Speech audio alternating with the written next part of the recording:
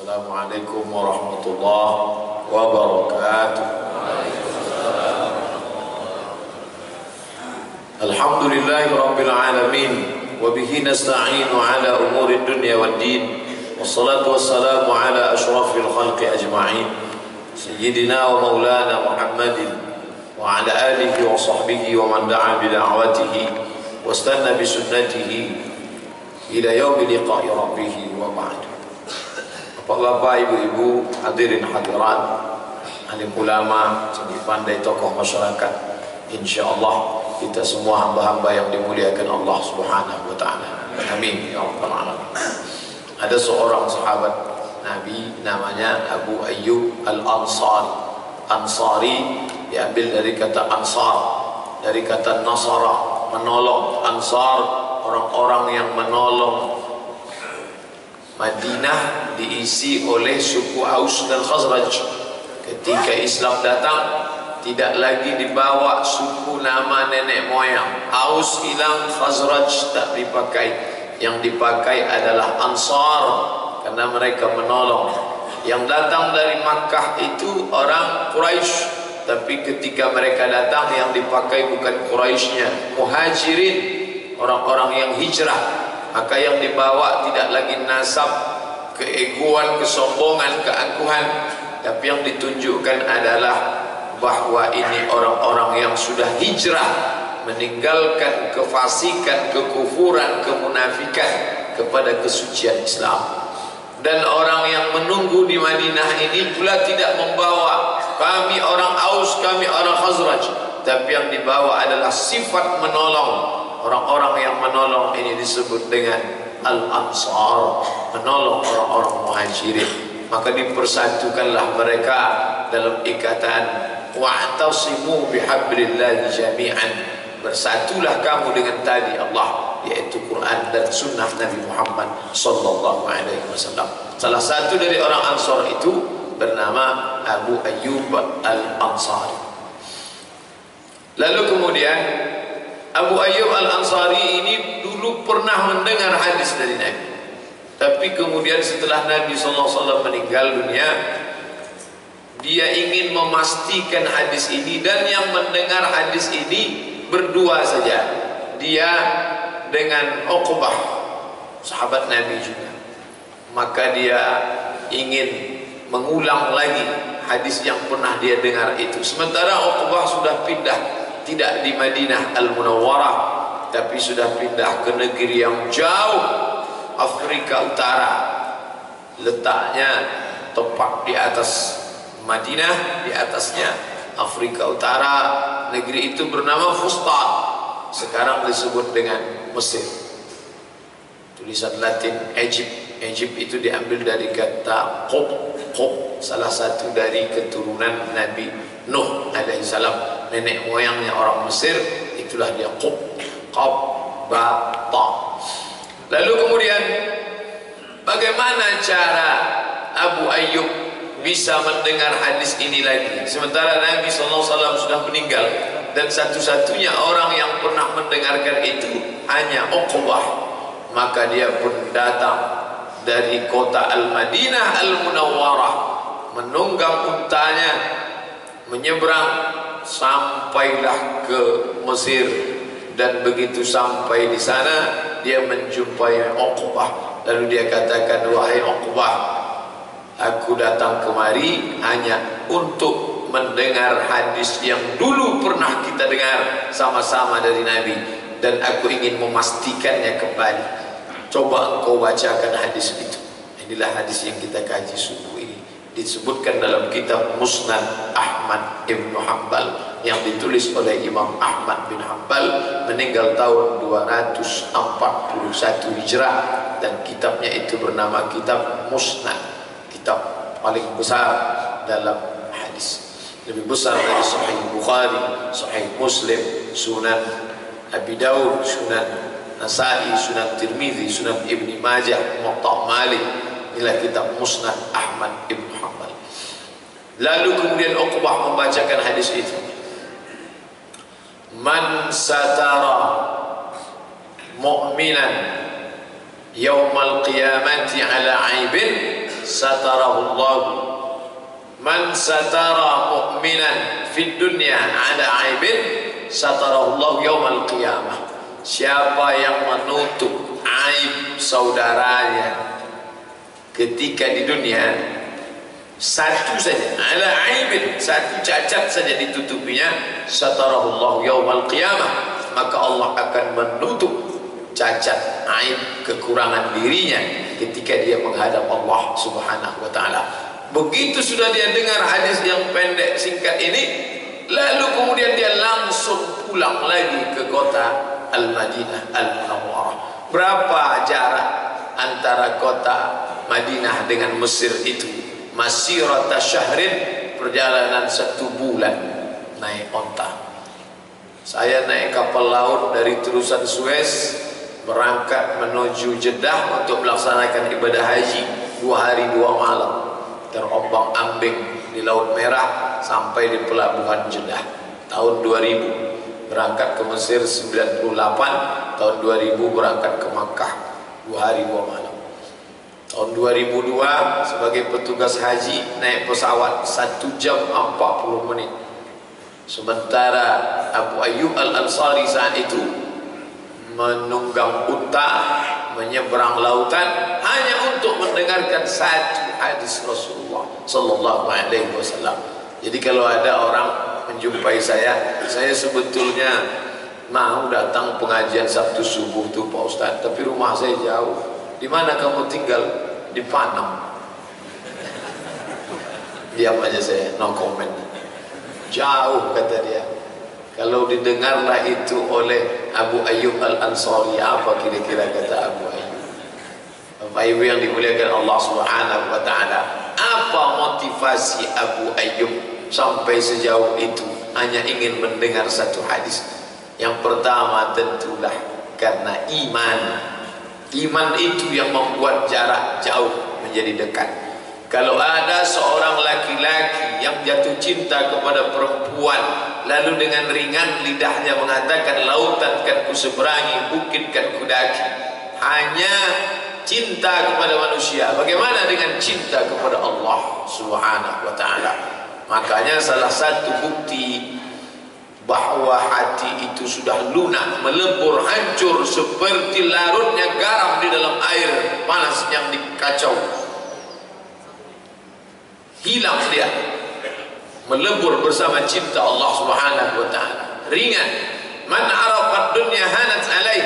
Siapa yang kenal hakikat dunia, maka ringan dunia ini bagi dia, karena dia sudah larut bersama kasih sayang Allah Subhanahu wa taala. Jarak yang jauh itu tidak jauh bagi dia.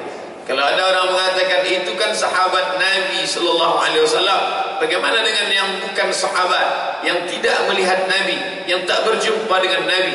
Sejarah membuktikan 150 tahun sesudah itu lahir anak manusia bernama Muhammad bin Idris, lahir di Gaza. Sekarang kita menyebutnya Gaza. Itu dari bahasa Arab Gaza, Palestina. Lalu kemudian menjadi seorang anak yatim. Ibunya membawanya dari Gaza menuju kota Makkah Al-Mukarramah. Sampai di Makkah dia belajar. Selesai belajar dari Makkah pindah ke Madinah. Selesai dari Madinah pergi ke Yaman. Dari Yaman pergi ke Baghdad. Dari Baghdad melanjutkan ke Kufah, tempat murid-murid Imam Hanafi. Dari Kufah melanjutkan pula ke Fustat, Mesir, tahun 200. Meninggal tahun 204. Muhammad bin Idris Asy-Syafi'i. Jangan bayangkan Imam Syafi'i itu duduk, lalu tiba-tiba pejam mata datang Jibril mengajarkan fikih, hadis, tafsir. Ta'allam falaisal mar'u yuladu aliman. Belajarlah, karena tidak ada orang yang lahir dalam keadaan berilmu. Bahwa sudah capek belajar tak dapat apa-apa, lalu kemudian lelah, dalam lelah terkantuk-kantuk itu tertidur, setelah bangun tiba-tiba paham. Itu bisa jadi, tapi jarang-jarang, sekali-sekali. Bukan asal tidur paham, asal tidur paham. Kalau asal tidur paham, bagus tidur. Ini mesti diluruskan. Semua para ulama itu belajar Hadis yang kita kaji ini dari kitab Musnad Ahmad bin Hanbal. Imam Ahmad bin Hanbal punya murid, salah satunya adalah Muhammad ibnu Ismail ibnu Ibrahim ibnu Al-Mughirah ibnu Al-Bardisbah, yang dikenal dengan Imam Al-Bukhari. Dan Imam Al-Bukhari tidak duduk di rumahnya lalu ilmu itu datang ke kepalanya, tapi dia melewati perjalanan yang panjang. Bagaimana perjalanan dia? Sebelum kita lanjutkan, kita lihat satu kendaraan menghalang karena tim akan mengantar ke airport. BM 1090 ZN, mohon dipindahkan. Anak-anak kita tadi belum check in. Mobil ini menghalang karena tim akan mengantar ke airport 1090. Sedangkan Imam Syafi'i dulu tak ada menghalang, itu langsung aja berangkat. Tak perlu check in sudah. Itulah mereka dulu.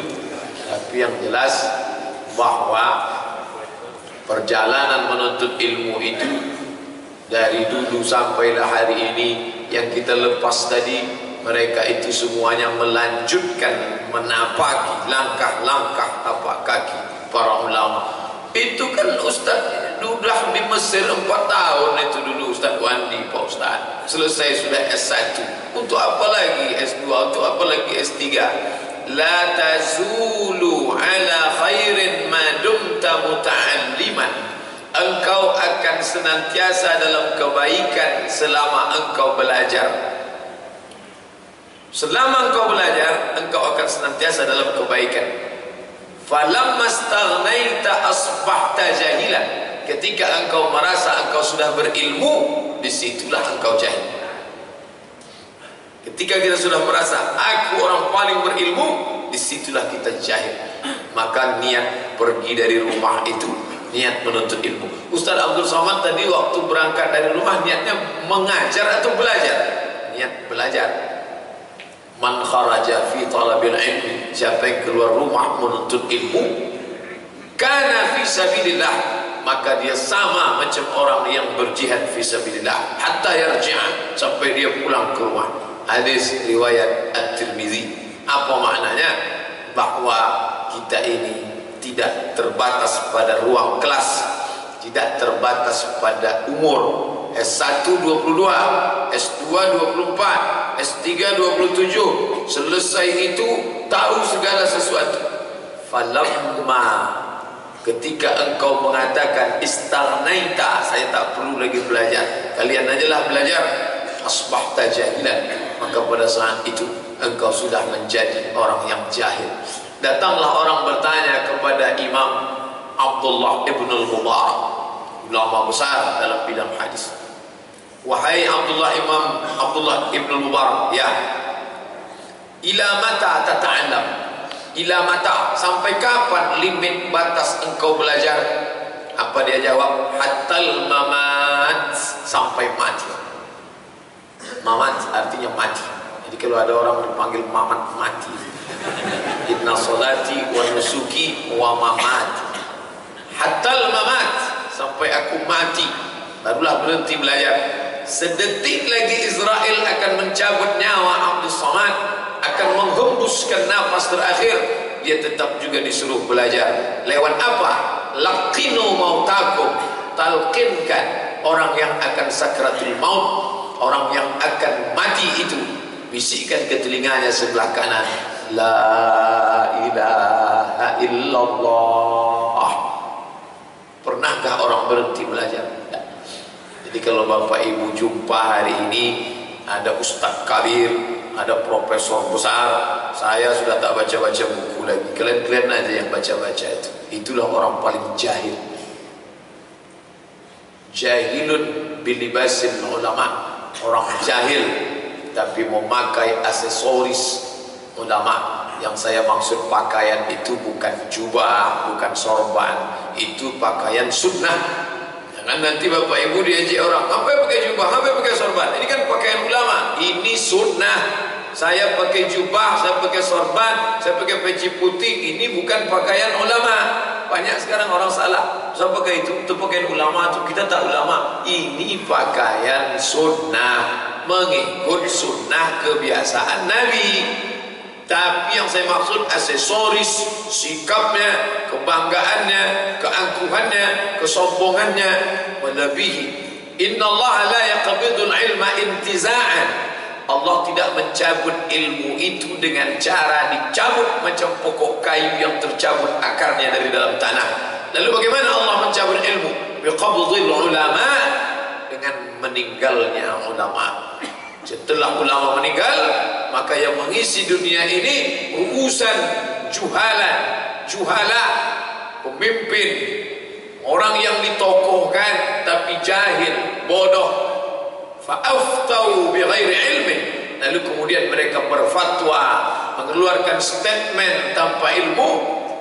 Fadallu wa adallu, lalu mereka sesat dan menyesatkan orang lain. Kalau sekedar sesat dia sendirian. Kalau ada seorang berjalan sesat dia sendirian. Tapi kalau supir bis sesat, 50 orang penumpangnya, ini disebut ballu wa adallu, mereka sesat dan menyesatkan orang lain. Na'udzubillah. Sudah sampaikah kita ke zaman itu? Tak usah dijawab dengan lidah, lihat sendiri, dengar sendiri, saksikan sendiri. Dulu zaman ayah kita, zaman ibu kita, zaman datuk kita, kalau sudah disebut ulama, siapa itu? Terbayang tuan-tuan syekh besar. Ulama Syekh Abdul Wahab Rokaan, ulama Buya Hamka, ulama Kiai Haji Hasim Asy'ari, ulama Kiai Haji Ahmad Dahlan. Yang terbayang adalah ilmunya, yang terbayang adalah zuhudnya, yang terbayang adalah karismatiknya, yang terbayang bagaimana istiqomahnya ketika menghadapi penjara, tak takut pada penguasa yang zalim.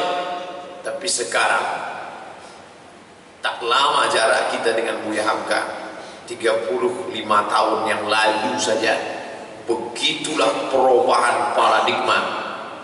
Tonton acara meledak gunung, meletus bukit, terjadi fenomena alam yang diwawancarai siapa di televisi? Bukan ulama, artis.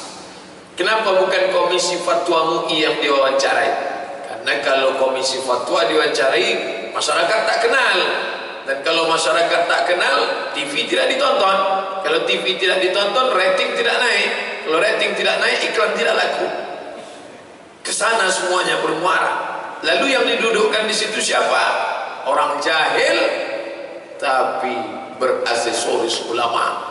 Lalu kemudian itulah yang diulamakan, cakapnya itulah yang didengar, itulah yang disebut dengan tokoh masyarakat. Inilah yang dikatakan sebagai public figure. Maka yang banyak itu adalah artis tapi disebut dengan ulama.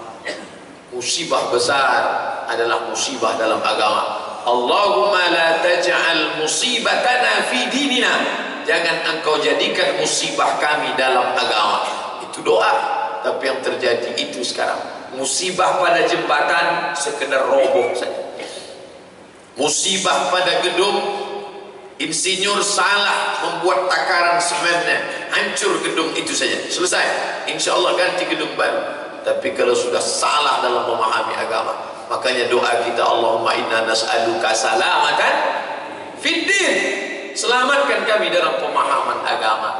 Hadisnya sahih,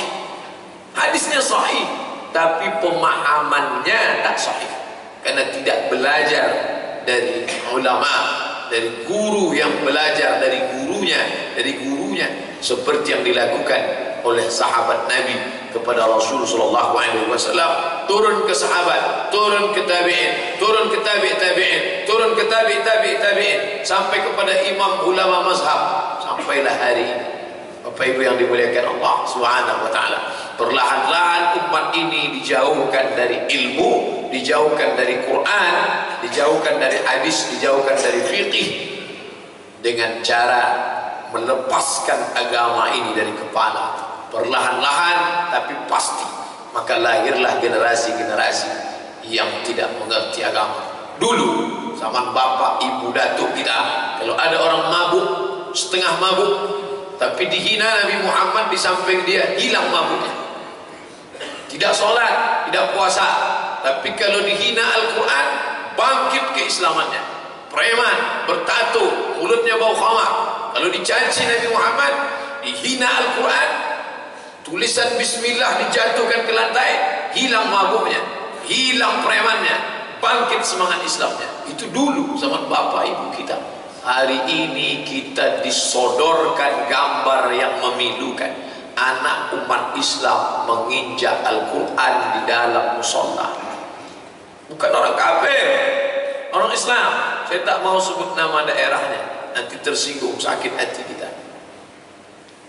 Merata-rata tempat, hampir tiap hari saya bosan membaca berita. Di daerah ini seorang anak muda tertangkap, lalu ditangkap oleh majelis ulama bekerja sama dengan Bapak Kapolres. Mau diapakan? Mau dipancung mereka, mau dibunuh mereka. Terjadi di sini. 2 hari setelah itu muncul lagi 10 anak tidak pakai baju, mempraktekkan sholat di jalan tol, mengejek-ejek Islam. Dapat juga kita postingnya. 3 hari setelah itu muncul lagi belakangan di ujung Sumatera, beberapa anak naik ke atas mimbar masjid mengejek-ejek Islam. Yang satu lagi sholat beramai tak pakai baju, pakai celana pendek. Ini fenomena apa? Memangnya kalau ditangkap mereka ini semua dipancung, selesaikah masalah? Tak selesai masalah. Ini bukan sekedar menunjukkan gambar, ini adalah gambaran isi kepala anak-anak umat Islam yang sudah dicabut Islam dari kepalanya. Ini bukti ucapan Zwimmer. Apa kata dia waktu ziarah ke makam Salahuddin Al-Ayyubi? Dia patahkan itu pedang. Saladin, mereka menyebut tidak Salahuddin, kita menyebutnya Sultan Salahuddin. Salah, baik, din, agama. Salahuddin, kebaikan agama. Dialah yang merubah Mesir dari Syiah menjadi Ahlus Sunnah wal Jamaah, dinasti Ayyubiyah. Maka disebut namanya Salahuddin Al-Ayyubi. Dialah yang memerdekakan, membebaskan Palestina dari cengkeraman kaum salibis. Maka kekalahan itu ditebus tidak lagi dengan pedang.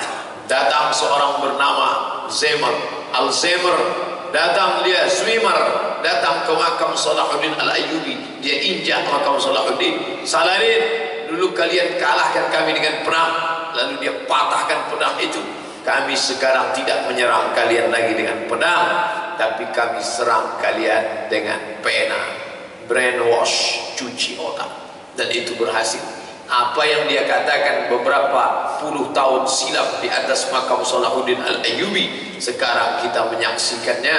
Anak-anak umat Islam yang bapaknya Islam, ibunya muslimah, lahir di negeri mayoritas muslim, gambar-gambar yang bapak ibu terima melalui grup WhatsApp, Facebook, Twitter, medsos, media sosial itu gambaran. Dan itu bisa terjadi pada anak kita, cucu kita, kalau kita tidak bekali mereka dengan agama ini.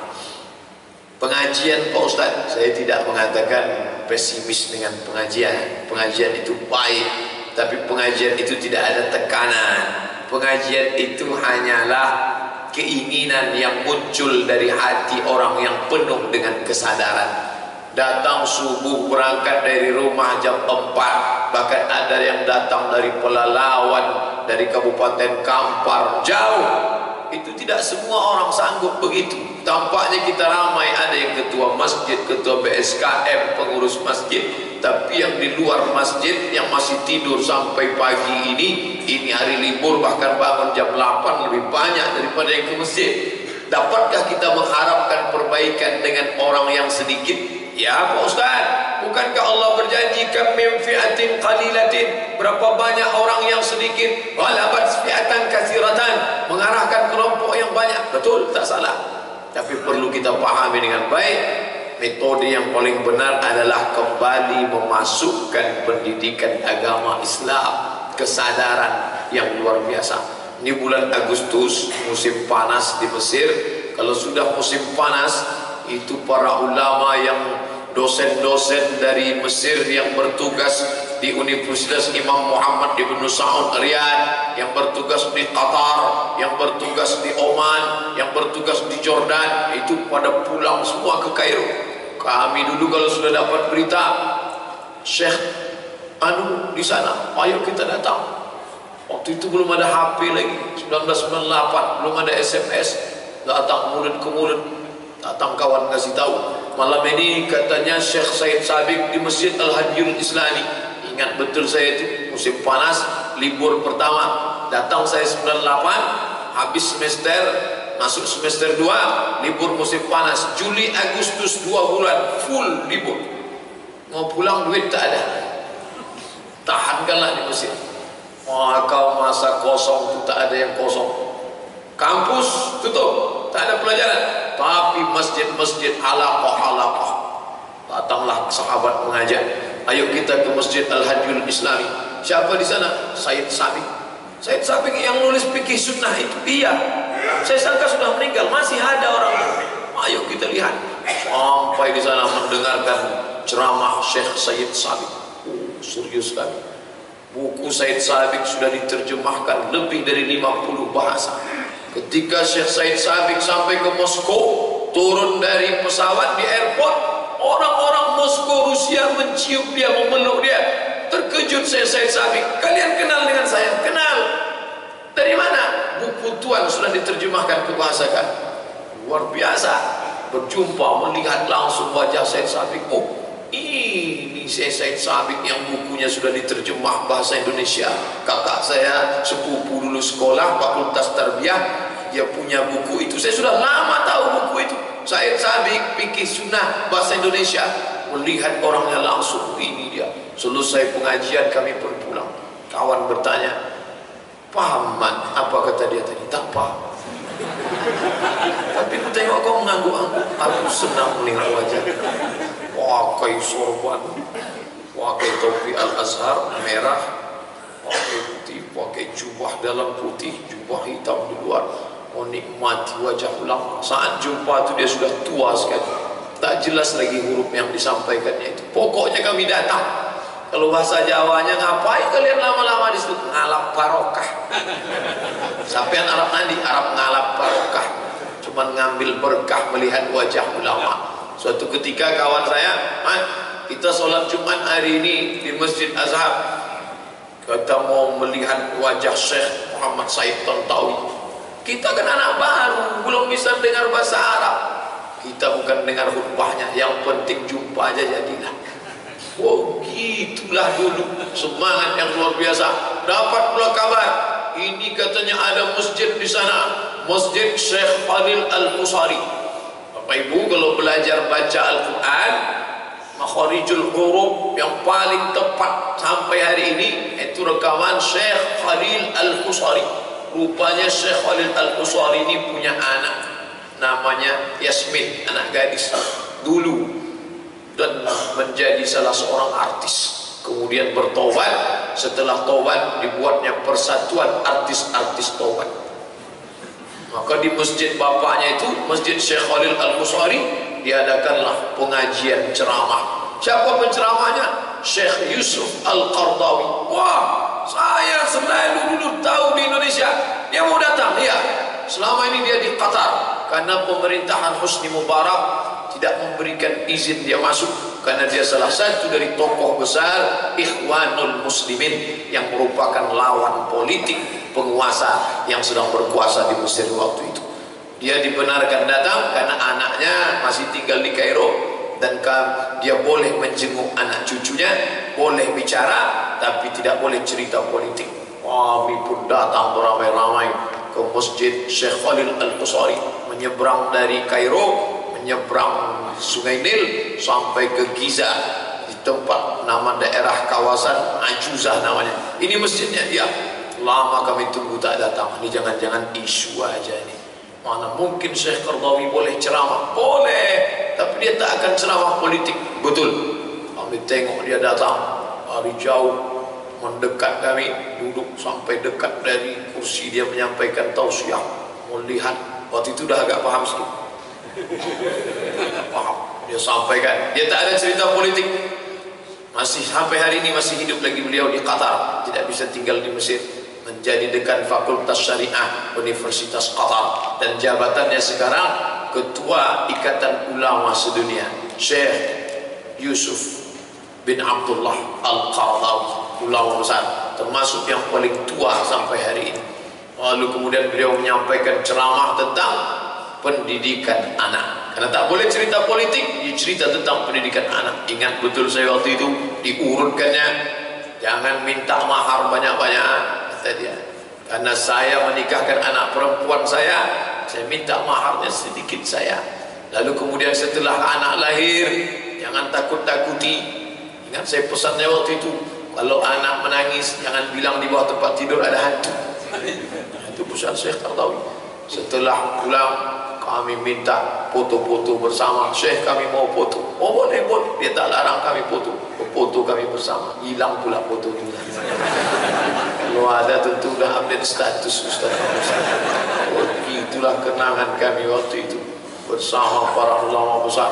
Begitu beliau selesai tausiah, ada air putih, ada sirup warna merah, berebutlah mereka air minum itu, dan semua yang merebutnya itu anak Indonesia saja. Orang Arab tak ada peduli dengan airnya itu. Orang kita ini masih juga peduli dengan air. Orang Arab yang diambilnya ceramahnya, bagaimana fatwanya. Orang kita ceramahnya tak paham, yang penting sirupnya. Cari barakah. Tapi bagi saya itu sebagai satu fenomena, orang peduli kepada ulama, orang peduli kepada ngaji. Kami dulu tak tahu mau pulang itu mau jadi apa, tahu. Maka saya heran melihat sekarang kami ini nanti Pak Ustaz selesai S1 apalah kerja kami. Kami dulu tak terpikir pulang akan jadi apa. Yang penting belajar. Dan pertanyaan itu tak ada dulu. Nanti kira-kira kita pulang ke Riau ini jadi apa dan ya? Jadi orang apa, jadi hantu?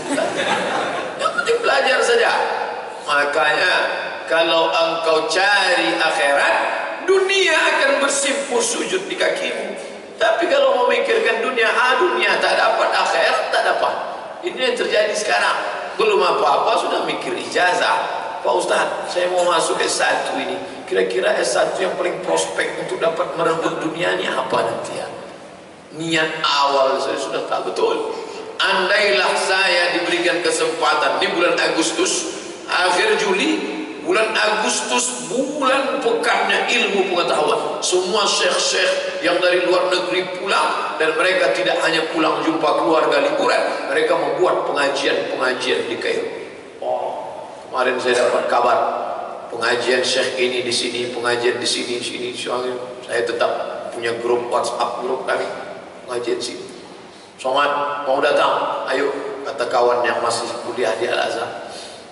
Nanti saya pikir dulu, tengoklah jadwal. Minggu pertama ke Meranti, minggu kedua ke Batam, yang ketiga ke suku Talang Mamak, Talang Perigi, keempat ke Malaka. 4 pekan penuh. Ini kalau kubatalkan yang Meranti dengan Talang ini, habis disumpah orang Talang sama orang Perancis. Tak disumpah aja udah kurus macam ini, apa lagi Jadi saya bilang untuk Agustus ini tolong, saya belum bisa datang, tapi untuk akan datang kita akan setting dari jauh hari. Agustus akan saya kosongkan, insya Allah saya akan belajar. Andailah ditambah Allah umur ini, diberikan rezeki, kemana Ustaz mau belajar lagi? Saya akan pergi lagi ke Darul Mustafa di Tarim, Hadramaut, Yaman. Saya ingin balik lagi ke Maroko untuk mencari doktor. Doktor itu kan untuk dapat 4A aja itu. Belajar lagi, duduk ngaji, duduk kepada ulama, duduk mendengar lagi. Saking kan hausnya kepada ilmu. Jadi salah seorang abang kita, Ustaz Zulfikar Abdul Malik, waktu meminta saya memberikan materi, tolong Adinda berikan materi hadis dulu. Semangatlah saya siapkan PowerPoint-nya, materinya. Begitu datang, nanti datangnya yang terlambat jam 8. Oke bang. Begitu sampai jam 8, sayalah yang pertama datang. Mana orangnya? Itulah Adinda. Tompe awak kau. Kalau lah ada 3 majelis pengajian, itulah selevel sama Imam Syafi'i. Kalau sudah ada 3 majelis pengajiannya, nah itu derajatnya sudah dianggapnya sudah sama macam Imam Syafi'i, tak perlu belajar lagi. Nauzubillah. Kita akan menjadi orang yang alim selama kita ada niat untuk belajar. Tapi begitu kita sudah merasa diri berilmu, disitulah kita orang paling jahil. Ilmu Islam ini sama macam berjalan di pantai. Pertama kita berjalan tapi pantai yang tenggelam mata kaki, berjalan agak jauh tenggelam lutut, berjalan agak jauh tenggelam pinggang, berjalan agak jauh tenggelam dada, berjalan agak ke tengah tenggelam leher. Lama-lama kita makin tenggelam dan air makin tinggi. Rupanya kita tak ada apa-apanya. Dulu waktu di pesantren, kalau sudah bawa tafsir Jalalain, Jalaluddin Abdurrahman As-Suyuti, Jalaluddin Al-Mahalli, 2 Jalalain, menunjukkan kitab tafsir. Sebelah kanan Jalalain, sebelah kiri Qamus Al-Munjid yang tebal sejengkal. Begitu sampai di Mesir, melihat tafsir Al-Kabir Syekh Farhuddin Ar-Razi. Masuk saya ke kamar kawan saya waktu masih mahasiswa baru. Ini apa nih bang? Tafsir tebal sekali. Inilah tafsir yang paling besar punya Imam Farhuddin Ar-Razi, semeter panjangnya. Rupanya kecil yang dipegang itu. Katak dalam tempurung yang tak punya pengetahuan apa-apa. Oleh sebab itu semangat ini sekarang dipadamkan, dibunuh. Dilema yang luar biasa. Sahabat saya sedang mengambil program S3 dalam bidang pendidikan, menemukan temuan yang luar biasa Ustaz Somad. Apa yang Anda temukan?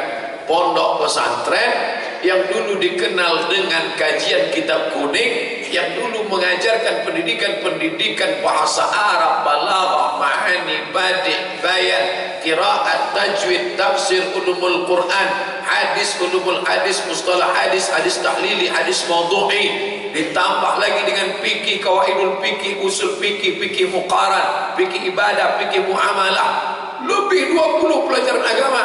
Fenomena baru, anak-anaknya lebih suka memilih IPA daripada agama. Salahkah anak pesantren milih IPA? Tak salah, tapi dia mesti kuasai dua-duanya. Rupanya dia pilih itu, diwawancarai. Kenapa Anda pilih ini? Saya pilih ini supaya hafalannya tak banyak-banyak. Saya pilih ini supaya tak ribet, tak jelimet. Saya pilih ini. Luar biasa. Ketika ilmu-ilmu agama ini ditinggalkan, maka anak-anak umat ini menjadi orang-orang yang kehilangan agama dari kepalanya. Jadi Bapak Ibu, ketika ada yang merasa ini sekolah Islam sudah banyak betul di Pekanbaru Pak Ustaz. Berapa hari yang lalu jumpa dengan salah seorang pengelola sekolah SMPIT, sekolah menengah pertama Islam terpadu. Di antara kelebihan SMPIT ini adalah sekolah yang pendidikan agamanya ada 5. Quran hadis, fikih, bahasa Arab, sejarah Islam, dan metode pelajaran studi Islam. Ada 5 pelajaran agama. Pak Ustadz, ini kami buka, tapi sebenarnya ini sudah banyak betul di Pekanbaru. Apa? Saya tanya. Apa yang Anda katakan tadi? Ini sudah banyak di Pekanbaru. Banyak? Iya. Saya mau cerita sedikit. Penduduk Pekanbaru 1.200.000. DPT daftar pemilih tetapnya untuk pilkada lebih kurang 300.000 orang. Itu orang yang layak. Angka siswa SMP SMA-nya paling tidak ada 50.000. Yang tertampung di sekolah-sekolah Islam, pondok pesantren, Islamic boarding school, SMPIT, SMAIT, berapa yang tertampung? Dari ujung Panam dulu, Darul Hikmah, Babu Salam, Al-Bayyinah, Ummu Sulaim, Imam Syafi'i, Ibnu Katsir, Al-Munawwarah, SDIT, SMPIT, Kubang Islamic boarding school, Al-Ihsan, Ikhwan Sekijang. Berapa yang tertampung? Andai ada 20, yang tertampung baru sekitar 2.000 sampai 3.000 siswa. Hanya 3.000. Ini yang bisa menikmati 5 pendidikan agama tadi. Sedangkan sisanya yang 45.000 itulah yang dalam kepalanya hanya ada PAI, Pendidikan Agama Islam, 2 jam dalam sepekan. Memang efeknya tidak sekarang. SMP 3 tahun, SMA 3 tahun, S1 4 tahun, 10 tahun. Yang SMP kelas 1 sekarang itu baru kita terima efeknya nanti tahun 2026.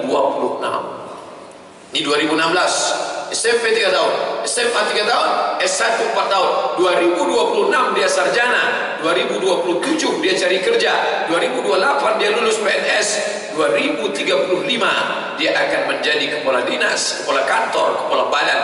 Inilah yang akan menjadi pemimpin-pemimpin di Pekanbaru. Di zaman bapak ibu yang tua, yang pensiun sekarang, bapak berjumpa dengan kami-kami, generasi anak-anak bapak yang masih menghormati bapak. Ustaz-ustaz yang tua sekarang menjumpai generasi kami yang masih hormat dengan ulama. Bagaimana kami nanti menghadapi itu tahun 2060, 2040. 2040 umur saya 63 tahun. Apakah saya masih berjumpa dengan anak-anak yang hormat pada ulama, anak-anak yang peduli pada Islam? Dulu kalau ada tamu bapak saya, tamu emak saya, berebut kami datang ke pintu mencium tangannya. Apa kabar Pak Ci? Apa kabar Ustaz? Apa kabar? Hari ini datang saya bertamu ke rumah orang, sibuklah anaknya main game online. Salami Ustaz nih, salami Ustaz. Ustaz itu pula suruhnya mencium. Inilah yang akan kami hadapi nanti tahun 2035, tahun 2045. Luar biasa. Maka kalau ada orang mengatakan ini SMP IT, SMA IT yang kami buka ini sudah banyak Pak Ustaz, belum ada apa-apanya, belum sanggup menangkap, menampung. Ini kita baru cerita Pekanbaru. Bagaimana dengan kabupaten kota? Ini masalah guru Pak Ustaz. Kalau kita buka 5 pelajaran, Quran, hadis, fikih, bahasa Arab, sejarah Islam, berarti kan ada menggaji 5 guru Pak Ustaz. Menggaji 5 guru itu sudah berapa? APBD ada, kebocoran dana untuk yang lain-lain luar biasa. Kenapa untuk pendidikan ini tidak bisa? Lalu siapa yang bisa membuat ini? Siapa yang bisa menambah 5 relokasi, alokasi dana ini? Siapa lagi kalau bukan kepala daerah dan DPRD. Disetujui oleh DPRD, usul dari kepala daerah, ide dari ulama, barulah umat ini bisa diperbaiki. Makanya kalau ada akan datang Ustaz kondang dari Jakarta, hadiri tabligh akbar di tanah lapang ramai. Oh, ramai. Astaghfirullah Rabbal baraya. Oh, nangis. Habis acara itu apa yang tersisa? Koran sama tisu berserakan. What's next? Setelah itu apa? Saya tidak menyalahkan tabligh akbar, zikir ramai-ramai, tak salah untuk show force, untuk latihan menangis, tapi setelah itu mau apa? Langkah berkelanjutannya apa? Kalau ada bupati, wali kota, gubernur ikut acara itu, luluh hatinya. Tapi setelah itu disalurkan kemana? Membuka program-program pendidikan, menambah jam-jam. Untuk skala nasional mungkin kita tak bisa, karena kita tak punya akses merubah negeri ini lewat kementerian terlalu tinggi. Tapi lewat Pemda, lewat pendidikan pondok pesantren, lewat sekolah yang berbasis agama. Inilah.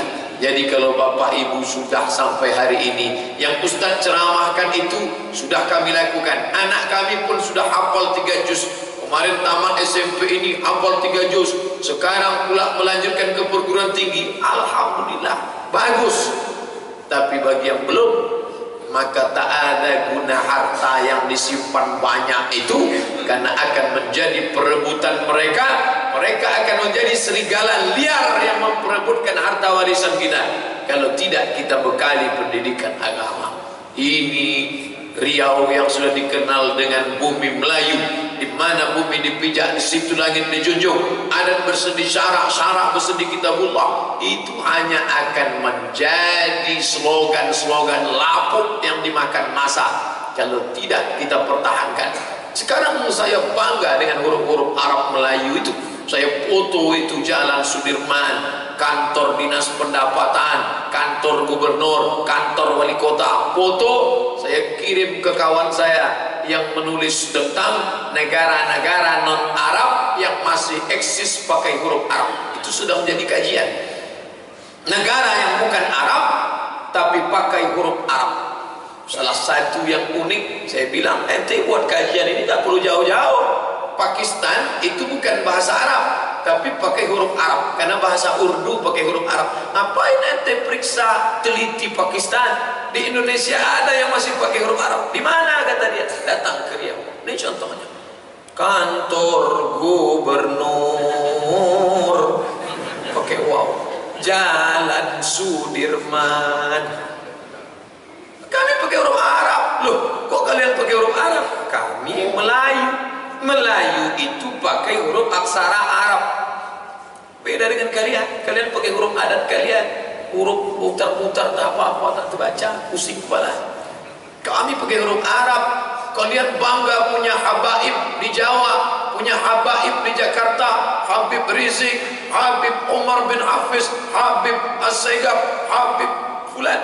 Kami di Riau bukan cuma ulama kami yang Habib. Raja kami itu Habib Sultan Syarif Qasim. Syarif itu bukan nama. Syarif adalah gelar cucu cicit dari anak Hasan dan Husain. Itu namanya bergelar Syarif.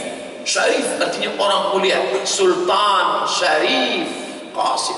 Loh, kok orang Melayu bisa namanya Syarif? Gimana ceritanya? Salah satu dari anak Sultan Siak, perempuan bernama Tengku Embung, menikah dengan Sayyid Usman Shahabuddin. Makanya masjid itu disebut dengan Masjid Shahabuddin, masjid kerajaan. Sayyid Usman Shahabuddin adalah ulama yang datang dari Jazirah Arab, dan dia masih keturunan Imam Ja'far Shadiq. Ja'far Shadiq anak dari Baqir.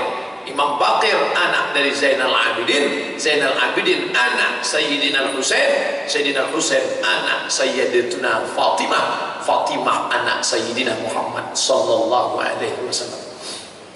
Orang Riau harus bisa menjelaskan itu.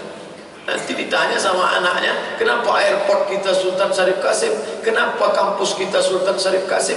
Kenapa jalan-jalan Sultan Syarif Qasim? Entahlah, dari dulu udah macam itu. Saya tanya. Ini kita punya sejarah yang luar biasa. Halaka mru'un lam ya'rif qadrahu. Orang celaka adalah orang yang tak tahu siapa jati dirinya, tak mengerti dia. Jangan masa bodoh. Saya bukan orang Melayu, saya pendatang ke sini Pak Ustaz. Kalau sudah tinggal di sini, di mana bumi kita pijak, di situ langit kita junjung. Budayanya, pakaiannya, pakaian Melayu, bahasanya, tulisan Arabnya. Hari ini kita bangga, tapi besok lusa saya khawatir itu huruf-huruf Arab Melayu itu nasibnya akan sama dengan huruf hieroglif, huruf Mesir kuno yang ada di dinding-dinding piramid. Itu orang Mesir semua bisa melihat hurufnya itu, gambar burung, gambar bunga, tapi tak satu pun yang paham. 20 tahun, 30 tahun akan datang, kalau tidak diajarkan huruf Arab Melayu ini, kalau tidak diajarkan sejarah Islam ini, na'udzubillah, nasib kita akan sama dengan Mesir yang punya huruf, punya sejarah. Masalahnya, Bapak Ibu yang dimuliakan Allah Subhanahu wa taala. Jadi istiqomahnya Bapak Ibu mengaji Sabtu ini, alhamdulillah, itu sudah bagus. Tapi itu baru start, langkah pertama. Langkah selanjutnya, kemana ilmu agama ini akan diarahkan ke anak-anak kita ini, mau dibawa kemana? Menikahlah anak gadis yang soleha dengan anak lajang yang soleh. Anaknya diberikan pendidikan agama dengan tidak perlu terlalu jauh. Saudara-saudara kita yang pergi tadi, insya Allah 3 tahun akan pulang Dr. Rahman, Ustaz Rahman dari Duri, asli orang kita Melayu. Dr. Rahman akan pulang. Ustaz Wandi sekarang LC, tentu pulang nanti Ustaz Wandi LC MA, yang ini doktor. Jadi dalam hati saya sedih juga melepas doktor tadi. 3 tahun lagi dia pulang doktor. Abdul Somad ini tetap juga lagi LC. Tapi tak sedih, dia akan pulang MED, titel S2 beliau MED, Master Education, pendidikan dari IIU, International Islamic University. Makanya dulu beliau mengajar tafsir pakai bahasa Inggris. Oh, luar biasa. Banyak orang yang hadir waktu pertama-pertama. Sesudah itu berkurang. Bahasa Inggris, karena faktor bahasa. Tapi itu luar biasa Bapak Ibu yang dimuliakan Allah Subhanahu wa taala. Sampailah kita masuk waktu salat sunnah Isyraq, maka simpulan dari kajian kita subuh ini adalah bagaimana menumbuhkan cinta kepada ilmu. Setelah ilmunya benar, maka pikirnya benar. Setelah pikirnya benar, amalnya benar. 3 serangkai. Ilmu benar, pikir benar, amal benar. Mudah-mudahan anak cucu kita selamat dari yang salah dan sesat, insyaallah. Amin ya rabbal alamin. Subhanakallahumma wa bihamdika asyhadu an la ilaha illa anta astaghfiruka wa atubu ilaik. Sallallahu ala sayyidina Muhammad wa ala alihi wa sahbihi wasallam. Walhamdulillah rabbil alamin. Wassalamu alaikum warahmatullahi wabarakatuh.